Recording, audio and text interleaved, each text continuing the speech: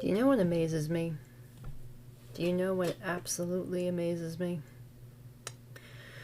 So I never do this. Well, I never get political. Political? Is that what's happening here?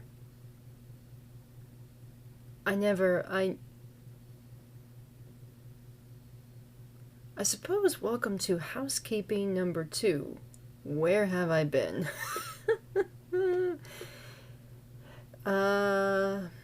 Self-care.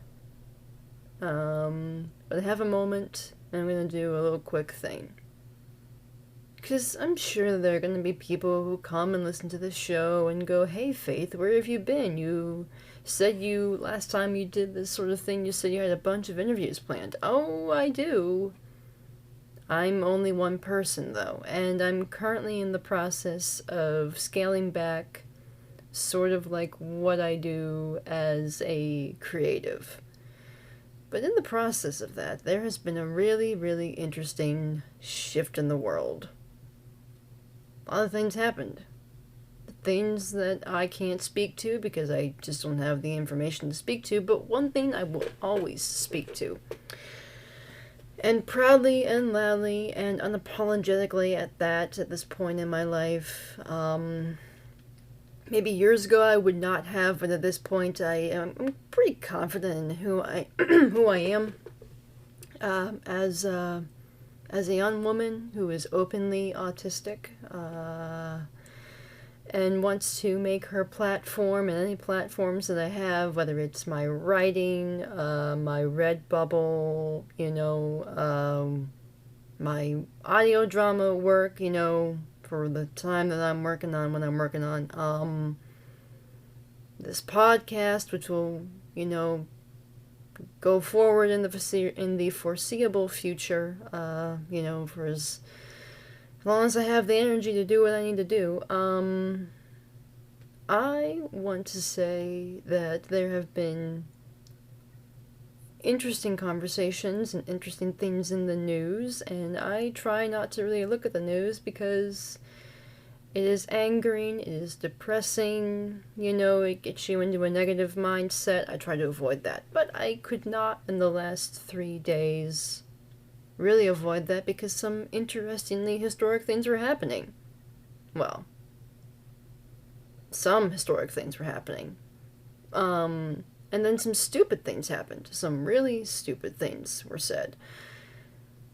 And come to find out, even more stupid things were said that I did not stick around for because I really didn't care. But now I kind of do. There are a lot of ignorant people, I have learned, who sit there and think that if you don't agree with people in power, that ultimately you are liberal and you have opposing viewpoints, or if you think differently in any way to anyone, particularly if they have a conservative bent to them, then you must be an enemy of logic. No. My logic says that when the men in power, in places of power, say that they have found the reason why something exists, and then they prior to that use the words epidemic and destroys families, and they're using rhetoric that sounds a lot like it came out of something that autism, screams and autism speaks would say. And it's not just you, a sole individual saying these things. There are many advocates and people with greater platforms than me speaking out about this rhetoric and this bullshit, that's been spewed in relation to autism. When that sort of thing happens, it's up to you, the individual, to say, well, enough people are pissed off. Why can't I be pissed off too? I try to keep things pretty chill. But there is one place that I will never, never, never back down for. Ever in my life, ever again. When I was a young woman, when I was just diagnosed on the spectrum, I did not have the confidence, the tools, nor the knowledge or understanding to have these kinds of conversations. And it didn't mean that I wasn't going to have them, but it didn't mean that I was ready. Now I'm ready. Now I know, myself, and I believe in who I am. I would not be who I am without being autistic. You can't separate it from me. I am more than my autism in some ways, but it is still a part of me. And to be against that is to be against me, and to not accept me. And anyone who stands against that and the greater, wider community of autistics who I have been accepted into, and pockets of this community I've been accepted into, which is the arts, I don't like. When someone decides to stand on the world stage and sit there and tell you that because you took a pill that wasn't even invented when the word autism came into existence, or refuses to acknowledge the history of the disabled that were there before these medicines that you so claim, or these vaccines, or whatever have you, were already there before, and they want to sit there and when they call it, it's a nice theory. No, it's history, and you need to acknowledge it. When to sit there and do that, you are choosing to live in ableism and ignorance. And my little ramble here, welcome to my little ramble and my, your mocha is hot faith kind of moment. And it's steaming right now because so many harmful misinformation things have been said. And I'm going to post this tonight. And I'm also going to link one of my favorite organizations, the National Autistic Organization. They are based out in London. They have written an open letter, which I signed. Happily will sign anything that is going to take a stand for the good of autism. I've never done that in my life, but I was like, you know what? I feel empowered. I'm going to do that. So I'm going to leave that for anybody who wants to. If you listen to my show, if you listen to my interviews, I'm a staunch advocate for autistic acceptance in all facets of this life, whether it be the arts, the workplace, general living.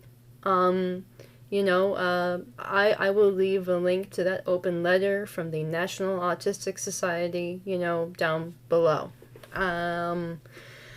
And most importantly, what I really wanted to come on here to say is this is a platform that will not tolerate any views that counter to accept, to embrace, to love, to support, to provide support to those who need it, who happen to be on the spectrum, who are very capable if we give them the resources to be successful.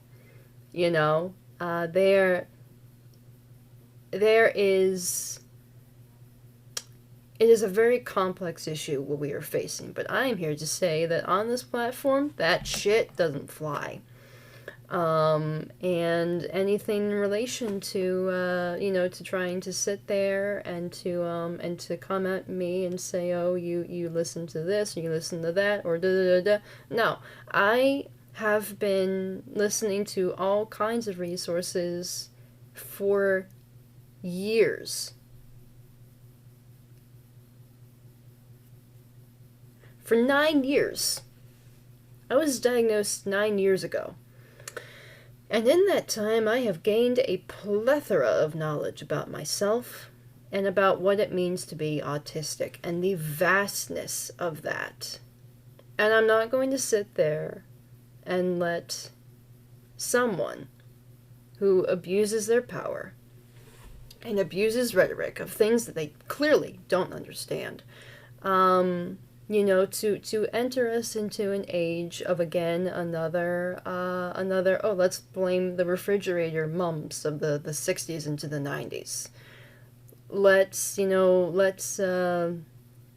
Let's pull an Andrew Wakefield and say, oh, it was the vaccines, when we know that was a bullshit.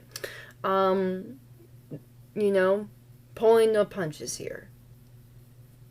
Let's listen to the man with the robotic voice and your TV doctor. And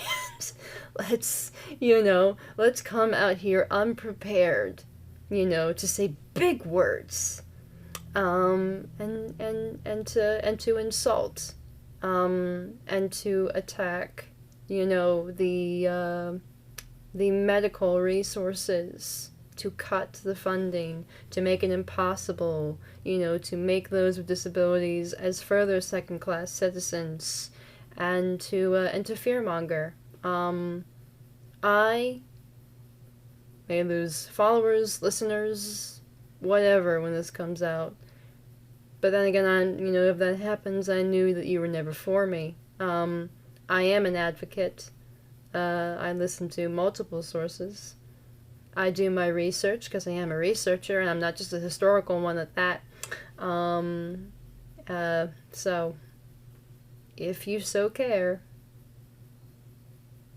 there will be things that will not be tolerated.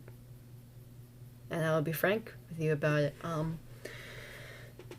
I do not tolerate thoughts, feelings, and opinions not rooted in fact, but rooted in listening to the ideas of others. And if you cannot give me solid, concrete evidence that these things are true, if you can't prove it, if there is no proof, and so many people say that it's not true, and that you are spreading hateful rhetoric, I'm not interested. Don't want to hear it. So, a little bit of a ramble, but I had to spew some thoughts. And this is my podcast, so I can do that. But call me every label under the sun, but I will not be stupid enough to listen to people who wouldn't know the difference between someone, who is autistic and has the audacity to call them a disease, the destroyer of families, says that they'll never get married, never pay taxes, never hold a job, never write a poem. Funny, I think I've written several. You can check out my books. There's about 6 of them. And I also know lots of other autistics who write poetry and who write plays. Good luck with that, buddy. So good luck with your fear-mongering autistic speaks style rhetoric. Thank you. Next. Been there, done that, been there, done that, messed around. I've heard it all. Shit, can't stand this town. I don't know. But since there's a cap at 15 limits on what I'm recording on right now, I'm not going to keep anyone. It's been a long week. Let's have a restart next week. Oh, and I will make a little announcement here. If you're not following the Coffee&Comics Productions podcast, what are you doing? You should. We have an incredible cast of, taxpayer autistics who have jobs and are very capable, and I'll shout a couple of them out who are doing some incredible things. Jack Morby on a touring show in the UK, Aaron Ralph about to do a musical, and an indie film of his actually coming out this November. Clap, clap, clap. Successful autistics. Oh, and Darian H. Thompson doing some incredible video game work, and me preparing to be booked all October on some amazing interviews that I will be sharing links to on my social media. So, you're looking for successful autistics doing successful things? Check out Coffee&Comics Productions and catch up on Faithfully Yours, Mozart, because there's nothing about us without us. Thank you and good night.